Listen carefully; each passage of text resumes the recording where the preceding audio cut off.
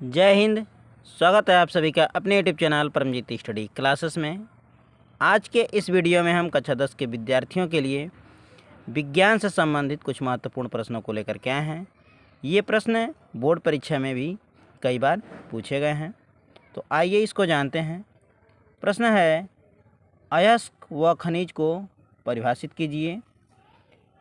अयस्क तथा खनिज में क्या अंतर है? ये बोर्ड परीक्षा 2019 में पूछा गया है। या इसको ऐसे पूछ सकता है, अयस्क व खनिज को स्पष्ट कीजिए। यह प्रश्न ऐसे करके 2018 में पूछा गया है बोर्ड परीक्षा में। या फिर इसको पूछ सकता है, उदाहरण देते हुए खनिज तथा अयस्क को स्पष्ट कीजिए। ये प्रश्न कई तरह से पूछ सकता है। इस तरह से हमने लिखा है, जैसे खनिज तथा अयस्क की परिभाषा एवं उदाहरण लिखिए। या फिर ऐसे पूछ सकता है, खनिज तथा अयस्क में अंतर समझाइए। ये बोर्ड परीक्षा 2022 और 24 में पूछा गया है। तो यहाँ पहले हम अयस्क को जान लेते हैं।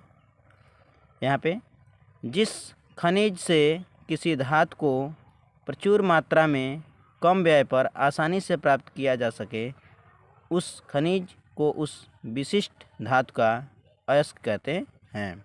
जैसे एल्युमिनियम बॉक्साइड। ये हो गया अयस्क का परिभाषा और उसका उदाहरण। इसमें से कोई भी प्रश्न अगर पूछता है तो इस तरह से उत्तर आप दे सकते हैं।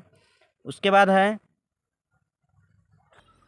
अब हम खनिज को जान लेते हैं, इसको इंग्लिश में मिनरल्स कहते हैं। प्रकृति में पृथ्वी के अंदर धातुएं तथा उसके यौगिक जिस रूप में पाए जाते हैं उसको खनिज कहते हैं, जैसे लोहा, कोयला आदि। ये हो गया अयस्क और खनिज का परिभाषा और उसका उदाहरण। अगर खनिज तथा अयस्क में अंतर पूछता है तो इस लाइन को लिख सकते हैं, सभी अयस्क खनिज होते हैं परंतु सभी खनिज अयस्क नहीं होते हैं। अगला प्रश्न देख लेते हैं। अगला प्रश्न है, निस्तापन क्रिया को उदाहरण देते हुए समझाइए।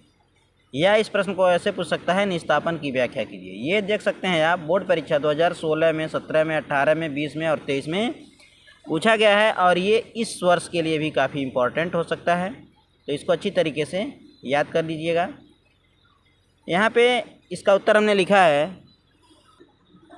सांद्रित अयस्क को उसके गलनांक के नीचे ताप पर वायु की उपस्थिति या कम मात्रा में नमी, हाइड्रोजन, जल तथा अन्य वाष्पशील पदार्थों को बाहर निकालने की प्रक्रिया को निस्तापन कहते हैं।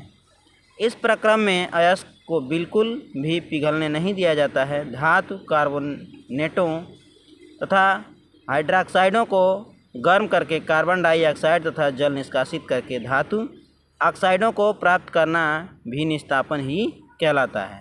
निस्तापन प्रक्रम के फलस्वरूप अयस्क शुष्क तथा छिद्रमय हो जाता है।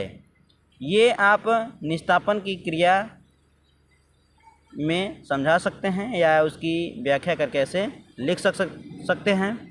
इसका उदाहरण देख लेते हैं।